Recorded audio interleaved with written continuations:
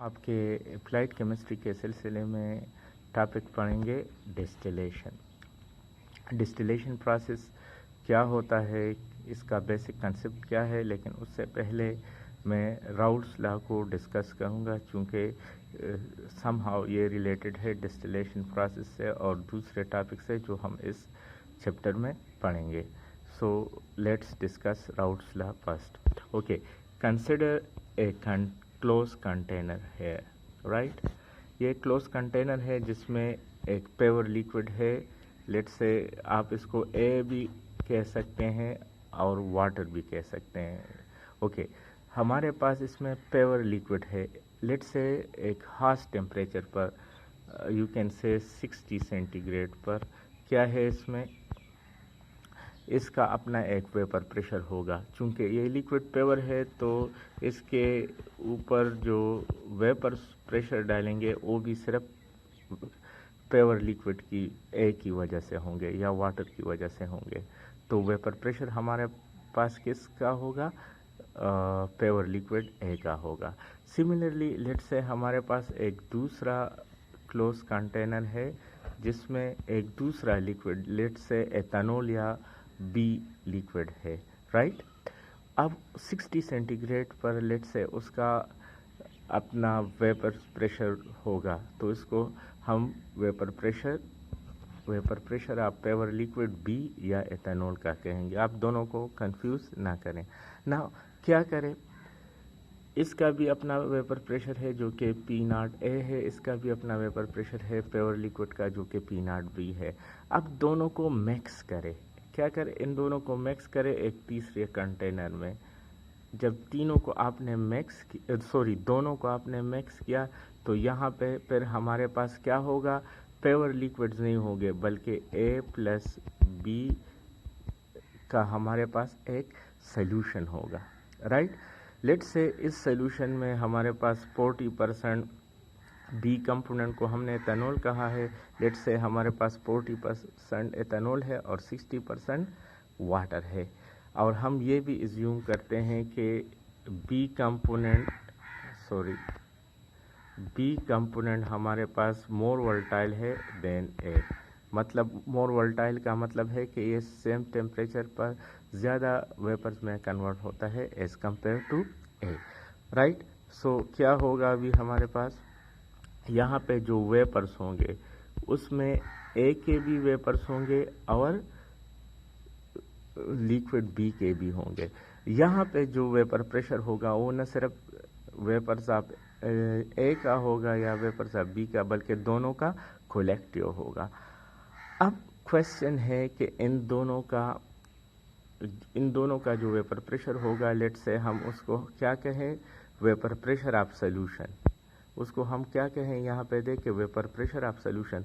तो ज़ाहिर है यहाँ पे ए के भी वेपर्स होंगे, बी के भी वेपर्स होंगे, राइट। तो वो क्या होगा, दोनों का कलेक्टिवली वेपर प्रेशर सॉल्यूशन का वेपर प्रेशर होगा। लेकिन यहाँ पे इम्पोर्टेंट क्वेश्चन ये है कि let's say P A is the vapour pressure of A component या वाटर कंपोनेंट इन सॉल्यूशन, और पी बी क्या है, बी कंपोनेंट या ethanol vapours in that solution. तो क्वेश्चन है कि ए का वेपर प्रेशर ज़्यादा होगा सॉल्यूशन का ए कंपोनेंट में या बी का ज़्यादा होगा, राइट। तो उसको हम फर्दर डिस्कस करेंगे राउल्ट्स लॉ में। लेकिन according to Dalton's law partial pressure, जाहिर है यहाँ पे ए और बी दोनों के वेपर्स है तो टोटल प्रेशर किसके बराबर होगा, vapour pressure of a in solution, vapour pressure of b in solution. So दोनों का इकट्ठे ये होगा। अब इस सॉल्यूशन में यहाँ पे ए का vapour pressure solution vapour pressure में क्या है, ए कंपोनेंट का क्या है और बी कंपोनेंट का क्या है, राइट। तो उसको हम राउल्ट्स लॉ से एक्सप्लेन कर सकते हैं, राउल्ट्स लॉ हमें कहता है कि vapour pressure of A component in solution हमारे पास किसके बराबर है, vapour pressure of that component in pure form multiplied by mole fraction of that component in solution, right? Similarly PB का किसके बराबर होगा? Vapour pressure of that component in pure form multiplied by mole fraction of that component. अगर आप यहाँ पे देखें तो यहाँ पे सोल्यूशन है ना, तो सोल्यूशन में mole fraction of B A component भी होगा, बी कंपोनेंट भी होगा। तो हम क्या करेंगे, किसके बराबर होगा ये यहाँ पे कि इसका पेवर फॉर्म में कितना वेपर प्रेशर है, बी का पेवर फॉर्म में कितना वेपर प्रेशर है, और सोल्यूशन में ए कंपोनेंट का कितना मोल फ्रैक्शन है और बी कंपोनेंट का कितना मोल फ्रैक्शन है, राइट? तो इसका मतलब है कि vapour pressure of A component in solution depend on its vapour pressure in pure form multiply by its mole fraction in that solution, right? Collective किसके बराबर होगा, इसमें ए और बी का पुट करें तो हमारे पास ये आएगा, चूंकि mole fraction as a whole आपने फर्स्ट ईयर में पढ़ा है, X A plus X B 1 के बराबर होगा। चूंकि मोस्टली हम सल्यूट की वेपर प्रेशर से कंसर्न है तो एक्स ए को यहाँ रिप्लेस करते हैं 1 माइनस एक्स बी। इसको हम फर्दर भी सिंप्लीफाई कर सकते हैं, लेकिन हम चूंकि यहाँ कंसेप्ट पढ़ रहे हैं तो यहाँ पे भी छोड़ देते हैं, राइट? अब इसको क्या करें, ओके लेट मी, यहाँ पे आप क्या करें, ग्राफ की शक्ल में आप क्या लें, यहाँ पे आपने तो 60 और 40 लिया था, लेट से आप 1 2 3 4 डिफरेंट सोल्यूशन ले लें, 20 to 80% कंपोजिशन ले, 40 to 60% ले, 60 to 40 मतलब 20 में 60 हो ए 40 हो, राइट? और आप उसका वेपर प्रेशर मालूम करें और यहाँ पे प्लाट करें। लेट से यहाँ से मैं स्टार्ट करता हूँ, चूंकि बी ज़्यादा वोल्टाइल है ए से, तो यहाँ पे पेवर ए है तो सबसे ज़्यादा वेपर प्रेशर होगा। अब इसमें आपने 20% ए किया तो इस ज़ाहिर है इसका वेपर प्रेशर थोड़ा सा कम होगा ना। अब इसमें 40% ए तो मज़ीद कम होगा, इसमें 60% तो मज़ीद कम होगा। यहाँ पे वेपर प्रेशर आपने रिकॉर्ड किया, अभी आपने इसमें क्या किया, इसका मज़ीद कम किया तो मज़ीद कम होगा। सो यू कैन सी कि आप इस सॉल्यूशन में बी का वेपर प्रेशर क्या होगा, जिस तरह आप इसका कंपोनेंट कम कर रहे हैं इसका वेपर प्रेशर कम कर रहे हैं। अगर बिल्कुल ज़ीरो करें तो इसका वेपर प्रेशर ज़ीरो हो जाएगा। सिमिलरली ए का यहाँ पे ज़ीरो है तो इसका वेपर प्रेशर सोल्यूशन में नहीं होगा। 20% करें तो यहाँ, सो अगर आप इसको और इसको मिलाएं तो आप राउल्स लॉ के मुताबिक आपको एक ग्राफ हासिल हो जाएगा, राइट? अब क्या करें, आप एक ग्राफ ये लिया, एक ग्राफ ये लिया, दोनों को मिक्स करें तो यहाँ पे क्या होगा, वेपर प्रेशर ऑफ सोल्यूशन वो किसके बराबर होगा, vapour pressure of A component in solution plus vapour pressure of B component in solution होगा। तो ये हमारे पास टोटल सोल्यूशन का होगा। और एनी पॉइंट पे, फॉर एग्जांपल ये पॉइंट मैं ले लेता हूँ, let's change the colour, okay, इस पॉइंट पे मैं लूँगा तो ये हमारे पास सोल्यूशन में बी कंपोनेंट का वेपर प्रेशर होगा और ये मेरे पास सोल्यूशन में ए कंपोनेंट का। दोनों को मैं ऐड करूं तो यहाँ पे हमारे पास टोटल सोल्यूशन का वेपर प्रेशर आएगा। लेकिन ये ग्राफ तब सही होगा जब हमारे पास क्या होगा, आइडियल सोल्यूशन होगा।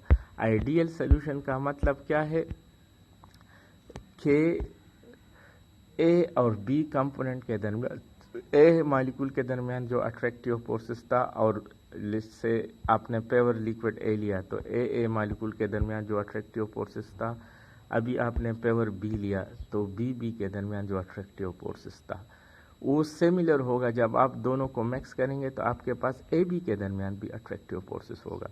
अगर बिफोर मिक्सिंग अट्रैक्टिव फोर्सेस और आफ्टर मिक्सिंग आपके पास अट्रैक्टिव फोर्सेस सेम हो तो आपके पास आइडियल सोल्यूशन होगी। तो ये ग्राफ फॉलो होगा। अगर before and after mixing attractive forces different है तो फिर आपके पास क्या आएगा, आपके पास positive, let's say positive deviation आएगा। अगर अट्रैक्टिव फोर्सेस आपके पास आफ्टर मिक्सिंग कम है तो पॉजिटिव डिविएशन आएगा। अगर आफ्टर मिक्सिंग ज़्यादा है तो नेगेटिव डिविएशन आएगा, सिमिलरली पॉजिटिव डिविएशन पर कंपोनेंट बी और तो लेकिन हम यहाँ पे फोकस करेंगे, चूँकि हम प्रिंसिपली डिस्टिलेशन पढ़ रहे हैं तो हम फोकस करेंगे आइडियल सोल्यूशन पर, right. Okay, so now move towards main topic. Main topic हमारा यहाँ पे क्या है? Distillation process. मेन टॉपिक हमारा यहाँ पे क्या है? मेन टॉपिक हमारा यहाँ पे है distillation process. Okay, so what is mean by distillation? Distillation का यहाँ पे क्या मतलब है? Distillation is a method, right. इसको डिटेल से पढ़ते हैं थोड़ा सा। डिस्टिलेशन क्या है? Is a method of separation of more volatile component from the less volatile component of a solution by partial vaporisation of original solution followed by condensation. Distillation असल में क्या है? ये एक सेपरेशन टेक्निक है। सेपरेशन टेक्निक क्या है? इसकी मदद से आप या दो से ज़्यादा लिक्विड को एक दूसरे से सेपरेट कर सकते हैं। उसका प्रिंसिपल क्या है कि हम सेपरेशन करते हैं on the basis of partial vaporisation. Partial vaporisation का मतलब क्या है कि आप लिक्विड को पार्शियली वेपोराइज करोगे। अगर 100% वेपोराइज करोगे तो फिर सेपरेशन नहीं होगी, और जब लिक्विड को वेपोराइज करोगे और उसके बाद कंडेंसेशन करोगे, राइट, सो आपके पास दो लिक्विड सेपरेट होगी। लेकिन लिक्विड तब सेपरेट होगी अगर इसकी रिलेटिव वोलेटिलिटी एक दूसरे से डिफरेंट हो। फॉर एग्जांपल, ए हमारे पास और बी दो लिक्विड है, तो ए की बॉइलिंग पॉइंट बी से ज़्यादा या कम होना चाहिए, राइट। दोनों का अगर सेम बॉइलिंग पॉइंट हो, सेम तो नहीं हो सकता लेकिन एक दूसरे के करीब करीब हो, तो फिर वो सेपरेट नहीं हो सकती। Okay, in distillation of liquid mixture are separated on the basis of their difference in boiling point. Main principle क्या है कि लिक्विड किस प्रिंसिपल पे सेपरेट होते हैं? On the basis of their difference volatility. और वोलेटिलिटी डिफरेंस किस पे डिपेंड करती है? बॉइलिंग पॉइंट पर। यहाँ पे देखिए, डायग्राम से थोड़ा सा समझने की कोशिश करते हैं। फॉर एग्जांपल, ये आपने एक लिक्विड मिक्सचर लिया, यहाँ पे ए और बी दोनों मौजूद है। अभी मैंने आपको बताया कि b is more volatile than a. जब आप इसको हीट करेंगे तो क्या होगा? ए और बी दोनों वेपर्स में कन्वर्ट होंगे, लेकिन चूंकि बी ज़्यादा वोलेटाइल है ए के मुकाबले में, वी एक्सपेक्ट दैट कि वेपर्स में बी कंपोनेंट ज़्यादा होगा as compare to A component.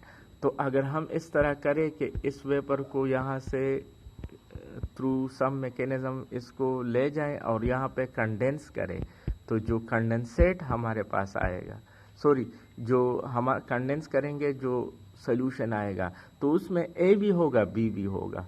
लेकिन चूंकि वेपर्स में बी कंपोनेंट ज़्यादा है और ए कंपोनेंट कम है, तो हमारे पास यहाँ पे जो सोल्यूशन आएगा ओरिजिनल सोल्यूशन के मुकाबले में यहाँ बी कंपोनेंट ज़्यादा होगा और ए कंपोनेंट लेस होगा। अगर इसको मैं फर्दर ये प्रोसेस अप्लाई करूँ फर्दर, तो एक ऐसा वक्त आएगा कि एक तरफ हमारे पास बी सेपरेट हो जाएगी और दूसरी तरफ ए, राइट। सो यहाँ पे डिस्टिलेशन का फ़ायदा क्या है हमारे पास? Distillation is widely use for separation of liquid mixture. हम क्या कहते हैं? एक सेपरेशन टेक्निक है और दैट इज़ वाइडली यूज। आपको पता है कि लेट्स से अगर जो वाइन इंडस्ट्री है उसमें हम एथेनॉल और वाटर को एक दूसरे से सेपरेट करते हैं। चूँकि एथेनॉल का 67 सेंटीग्रेड है और वाटर का 100, तो हम इसको दोनों को सेपरेट कर सकते हैं। एनिलीन नाइट्रोबेंजीन सेपरेशन, जब हम एनिलीन बनाते हैं तो इसमें नाइट्रोबेंजीन भी बन जाता है। इसको फिर हम पेवर एनिलीन को सेपरेशन करते हैं, दोनों को हीट करते हैं। जो ज़्यादा वोलेटाइल होगा वो वेपर्स फॉर्म में ज़्यादा होगा और फिर उसको कंडेंसेट करेंगे। ओके, और सबसे ज़्यादा इस्तेमाल जो है इसका वो क्या है? पेट्रोलियम इंडस्ट्री रिफाइनरी में। आपको पता है कि जो हमारे पास क्रूड पेट्रोलियम होती है, ये एक सिंगल कंपाउंड नहीं है, it is a mixture of different compound. So जिस तरह आप इसमें डीजल भी होता है, इसमें नेचुरल गैस भी होता है, इसमें you can say heavy oils भी होते हैं, तो इस सारे को रिफाइनरी की मदद से सेपरेट करते हैं। और रिफाइनरी में बेसिक कंसेप्ट किसका अप्लाई होता है? डिस्टिलेशन का। ओके, सो ये सारे मेथड्स यूज़ होते हैं। इसके अलावा ऑर्गेनिक इंडस्ट्री में डिस्टिलेशन प्रोसेस बहुत ज़्यादा यूज़ होता है। ऑर्गेनिक इंडस्ट्री में सेपरेशन प्रोसेस को यूज़ करते हैं डिफरेंट नेचुरल कंपाउंड को एक दूसरे से सेपरेट करने के लिए, राइट। अब ओके, सबसे पहले इसका एग्जांपल पढ़ते हैं, तो इसके बाद हम टाइप्स पढ़ेंगे, राइट। यहाँ पे इस एग्जांपल को देखें, हमारे पास एक लॉन्ग हेड वाली, लेट से हमारे पास एक राउंड बॉटम फ्लास्क है और इसमें दो कंपोनेंट ए और बी है। हम क्या करना चाहते हैं? ए को बी से सेपरेट करना चाहते हैं। तो हम क्या करेंगे? हमने यहाँ पे एक लॉन्ग ट्यूब लिया जिसमें पेबल्स डाले, राइट, साफ पेबल्स डाले, जिससे एक ट्यूब निकाली और इस ट्यूब को एक कंडेंसर से, let me change the colour, ये क्या है? कंडेंसर है। कंडेंसेशन तो जानते हो ना, कंडेंसेशन का मतलब क्या होता है कि आप वेपर्स को अगेन लिक्विड फॉर्म में कन्वर्ट करें। It is opposite of evaporation, right. और यहाँ पे एक बॉटल में कलेक्ट किया जाता है। जिस तरह मैंने आपको बताया b is more volatile than a, so हम क्या करेंगे? जब इसको हीट करेंगे तो बी के वेपर आसानी के साथ बनेंगे और ए के वेपर मुश्किल से बनेंगे। अब जब ये बी वेपर्स ऊपर जाएंगे, आप इसको अपोजिट भी ले सकते हैं। जिस लिक्विड के वेपर आसानी से बन सकते हैं उतने उसके वेपर से लिक्विड मुश्किल से बनता है, मतलब वो मुश्किल से कंडेंसेट होता है। तो ए के वेपर मुश्किल से बनते हैं तो वो कंडेंस आसान होगा, बी के आसानी से बन सकते हैं तो वो कंडेंस मुश्किल से होगा। तो हमने ये लॉन्ग कॉलम इसलिए लिया है कि यहाँ पे ए और बी दोनों के वेपर्स बनेंगे। जब वो ऊपर जाएंगे तो क्या होगा? बी के वेपर चूंकि आसानी से कंडेंस नहीं हो सकते तो ये ऊपर जाके इस पाइप में पहुंच जाएंगे और यहाँ पे हम कूल करेंगे तो कंडेंस होंगे। तो मोस्टली हमारे पास वेपर पम्प में बी होगा तो हम इसको कलेक्ट करेंगे। ए पहले तो ज़्यादा वेपर नहीं बनाता और वेपर अगर बन गया ऊपर जा रहा है तो यहाँ पे इतना लंबा रास्ता ये नहीं तय कर सकता, क्योंकि ये आसानी के साथ कंडेंस होगा, ये वापस कंडेंस होके नीचे आ जाएगा। तो हमारे पास आफ्टर सम टाइम क्या होगा? यहाँ पे जो लिक्विड मिक्सचर है उसमें ए डोमिनेंट होगा और जो वेपर्स है उसमें हमारे पास बी डोमिनेंट होगा। तो इसी तरह से ए और बी हमारे पास सेपरेट हो गए। लेकिन 100% इस सिंपल प्रोसेस से हम नहीं कर सकते, हमने इसको दोबारा डिस्टिलेशन करना होगा। 3-4 दफ़ा अगर हम डिस्टिलेशन करें तो फिर ये सेपरेट हो जाएंगे। This is the most simple distillation, right. Petroleum वगैरह को जब हम सेपरेट करते हैं डिस्टिलेशन प्रोसेस से तो उसको हम फ्रैक्शनेटिंग कॉलम कहते हैं। अगर आपके पास लिक्विड में बहुत ज़्यादा आपके पास जो लिक्विड मिक्सचर है बहुत ज़्यादा कंपोनेंट हो तो उसके लिए फिर फ्रैक्शनेटिंग कॉलम यूज़ होता है, जिस तरह पेट्रोलियम के लिए। अगर आप देखें तो ये एक लंबी टावर है जिसमें ट्रे, परफोरेटेड ट्रे सप्लाइड है। अब इसका जो टेम्परेचर है वो ऊपर की तरफ कम हो रहा है। हम क्या करते हैं, जो क्रूड ऑयल होता है उसको पहले वेपर्स में कन्वर्ट करते हैं सारे, उसको फॉर एग्जांपल 500 सेंटीग्रेड तक हीट किया जाता है और फिर इसको कॉलम में ऐड किया जाता है। अब डिपेंड करता है वेपर्स की बॉइलिंग पॉइंट पे। जिसका बॉइलिंग पॉइंट कम हो तो वो क्या करेगा, वो ऊपर जाएगा, और जिसका बॉइलिंग पॉइंट ज़्यादा हो तो वो नीचे की तरफ आ जाएगा, राइट। फॉर एग्जांपल एक यहाँ पे टेम्परेचर 200 से लेट से 200 से 300 के दरम्यान है, तो यहाँ पे वो लिक्विड कलेक्ट होगी जो कि जिसका बॉइलिंग पॉइंट 200 और 300 के दरम्यान है। अब एक लिक्विड है इसका 100 है तो वो तो इस टेम्परेचर पे वेपर्स फॉर्म में होगी और वेपर्स ऊपर जा रहे हैं तो ये ऊपर जाएंगे, तो इसलिए ऊपर वेपर्स जाएंगे, नीचे लिक्विड फॉर्म आएगा। यहाँ पे वेपर आके बाहर कलेक्ट किया जाता है और वहाँ पे इसको कंडेंस किया जाता है, राइट। सो फ्रिक्शनलेटिंग कॉलम में हम लिक्विड मिक्सचर को सेपरेट कर सकते हैं।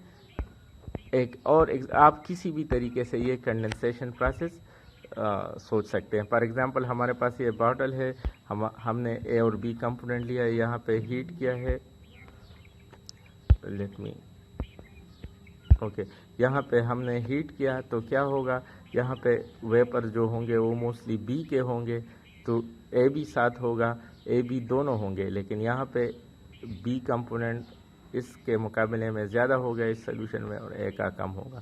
यहाँ पे वेपर्स में कन्वर्ट होगा, वेपर्स वापस इस कंटेनर में आएंगे, यहाँ पे भी बी और ए होगा, लेकिन बी का इससे ज़्यादा होगा। तो एज वी फर्दर गो, हर जो हमारे पास बॉटल है उसमें बी कंपोनेंट रिचर होगा और ए कंपोनेंट कम होगा, and at last we hope के बी इसमें 100% प्योर होगा, तो हम इसको 100% सेपरेट कर सकते हैं। सो distillation is a very important topic, and it can be, we are using it in industry for a long time, right? अब distillation के types क्या है, इसको हमने बीच में ये हमसे रह गए। तो distillation के types क्या है? Simple distillation. अगर आप सिंपल डिस्टिलेशन क्या है, जो मैंने फर्स्ट एग्जांपल आपको बताया था कि दो लिक्विड सेपरेट हो रहते हैं और एक लॉन्ग ट्यूब होता है, इसमें आप ऐसे लिक्विड को सेपरेट कर सकते हैं जिसका बॉइलिंग पॉइंट डिफरेंस 30 हो। फ्रैक्शनल डिस्टिलेशन कैसे कहते हैं, जिस तरह वो मैंने लॉन्ग कॉलम में, अगर नंबर ऑफ मिक्सचर लिक्विड ज़्यादा हो और उसके दरमियान डिफरेंस 30 हो, तो फिर आप कंप्लीटली सेपरेट नहीं कर सकते, फिर वो लिक्विड का फ्रैक्शन आपके पास आएगा जिसका बॉइलिंग पॉइंट नज़दीक हो। थर्ड जो है हमारे पास वैक्यूम डिस्टिलेशन। वैक्यूम डिस्टिलेशन क्या है, बाज़ दफ़ा आप किसी लिक्विड में अगर कोई कंपाउंड डिज़ोल्व है और उसको सेपरेट करना चाहते हैं और उसको बॉयल करेंगे, तो क्या होगा, हाई टेम्परेचर पे वो डिकम्पोज हो जाता है, वो डिकम्पोज हो जाता है। तो इसलिए हम क्या करते हैं, प्रेशर कम करते हैं, वैक्यूम बनाते हैं। चूँकि कम प्रेशर पे लिक्विड कम टेम्परेचर पे बॉयल होता है, तो डिकम्पोजिशन ऑफ लिक्विड कम हो जाता है, जिस तरह ग्लिसरीन को सेपरेट करते हैं, आपने फर्स्ट ईयर एग्जाम्पल में पढ़ा है। लास्ट स्टीम डिस्टिलेशन क्या है, स्टीम डिस्टिलेशन तब यूज़ करते हैं जब एक कंपाउंड लिक्विड फॉर्म में डिज़ोल्व ना हो और वेपर्स में डिज़ोल्व हो, तो उसके लिए हम स्टीम डिस्टिलेशन यूज़ करते हैं। ऑलमोस्ट सारे प्रोसेस का बेसिक कंसेप्ट एक है, लेकिन इंस्ट्रूमेंट का डिज़ाइन डिफरेंट होता है और टेम्परेचर और प्रेशर डिफरेंट होगा। Okay, thank you, that's all for today. Okay, bye.